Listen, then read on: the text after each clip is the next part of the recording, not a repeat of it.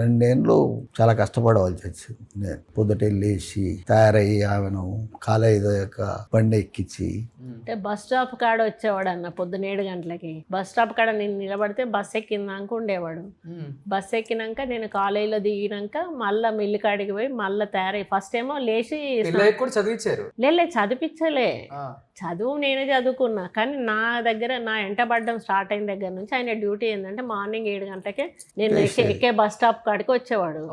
నేను బస్ ఎక్కినాక నా బస్ వెనకాల కాలేజ్ వరకు వచ్చి నేను కాలేజ్ దగ్గర దిగినాక ఈయన మళ్ళా అక్కడికి మిల్లు కాడికి వెళ్ళిపోయాడు. మిల్లులో రూమ్ ఉండేది. మళ్ళీ పోయి స్నానం చేసి మళ్ళీ డ్రెస్ వేసుకొని మళ్ళీ కాలేజ్కి వచ్చేవాడు. అయితే క్లాస్ రూమ్ లో కూర్చునేవాడు కాదు. మేము బయటకు వచ్చి చూసినప్పుడల్లా ఓసారి ఓ గద్దె మీద, ఓసారి ఓ కుర్చీ మీద, ఒక్కడ ఇక్కడ కనిపించేది కానీ క్లాస్ లో కనిపించేవాడు కాదు. నేను ఎప్పుడు క్లాస్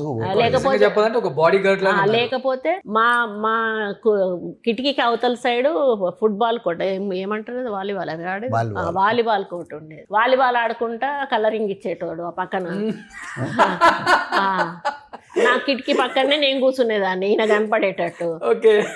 ఇంకా తర్వాత మాట్లాడుకోవడం స్టార్ట్ అయినాక మాత్రం నేను కాలేజ్కి వెళ్ళడమే మానేసిన. ఇద్దరం కలిసి డైరెక్ట్ అక్కడ ఐస్ క్రీమ్ పార్లరు, ఆ పార్లర్ పేరేదో ఉంది కానీ బాగా ఫేమస్ అన్నట్టు. బాగా ఫేమస్ లేదు, సినిమాలు చూసేవాళ్ళం.